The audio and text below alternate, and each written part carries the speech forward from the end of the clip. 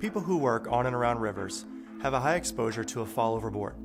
It is simply a part of the job. Towboat crew members are the most likely victims of a fall overboard. 3 out of 4 fatalities in the inland towing industry have been crew members. 1 out of 2 deckhand fatalities are from falling overboard. The good news is this: overall, the river transport industry is safe. We can help keep it that way by following good safety practices. For the next few minutes, we are going to look at ways to reduce your risk of falling overboard. The single most important safety practice is the use of personal flotation devices, or PFDs. The 3 types of PFDs found on towboats are the Type 1, Type 4 throwable ring buoy, and the Type 5 work vest. We will be looking at their differences later in this program. Some of the problems and additional risks associated with falls include PFDs are either not worn or worn improperly, the lack of training or practice in using PFD or rescue techniques, the risk of hypothermia, response is usually slow and rescue is difficult, the awareness of the crew that someone has fallen overboard, the delay in deploying a rescue boat, the difficulties in locating a victim, particularly at night, the difficulty in lifting a victim out of the water. Some solutions to these challenges include wearing a PFD properly, use of the buddy system for real-time accountability and timely response, training for personal survival skills, or how to live long enough to be rescued, proper use of a rescue boat with the right equipment, and boat crew training in search and rescue techniques. Coast Guard regulations require the owner-operator of a towing vessel to establish procedures to address fall overboard prevention and recovery of persons in the water. The safety regulations are focused on the use of personal protective equipment, safely working on the tow, safe line handling, safely moving between the vessel and barges or piers and docks, use of equipment to recover a victim, and instruction in drills. The Coast Guard also has clearly defined requirements for life-saving equipment, including personal flotation devices. The Coast Guard requires an approved Type 1 PFD for each person on board that is readily accessible and at each manned watch station, as well as in the berthing area. All Type 1 PFDs must also be marked with name of the vessel, equipped with retroreflective material, equipped with the light securely attached to the front shoulder area, and equipped with a whistle secured by a cord.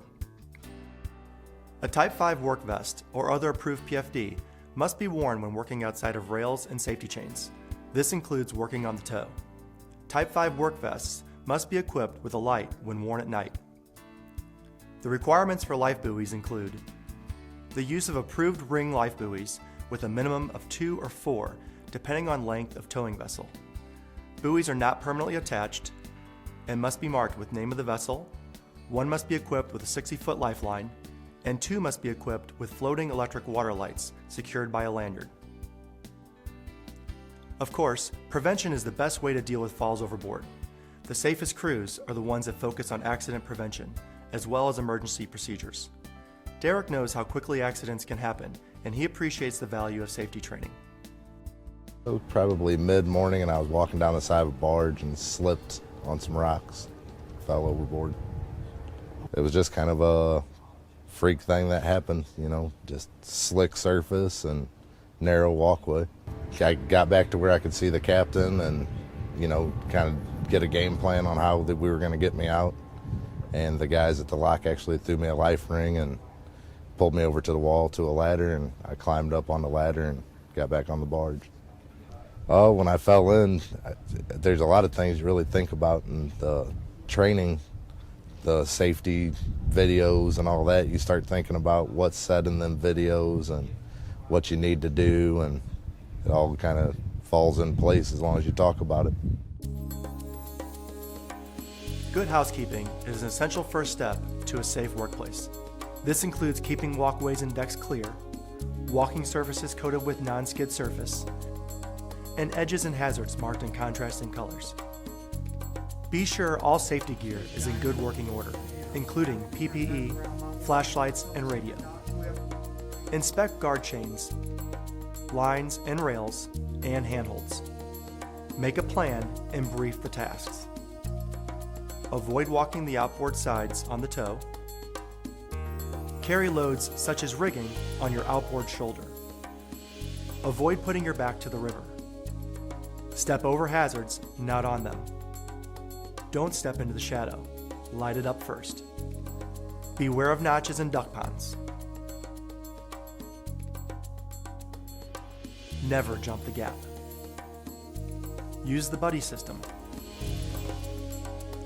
Communicate with the watch in the wheelhouse. Watch the bump as the vessels touch. When stepping out onto the tow or returning, pay attention and focus on where you are and how you can perform your tasks in the safest possible manner. I guess the big thing is just be comfortable with the guys you work around and put your trust in them that they know what to do. Pay attention to the training and listen what they say. A safe operation requires teamwork. Look out for fellow crew members and, of course, look out for yourself.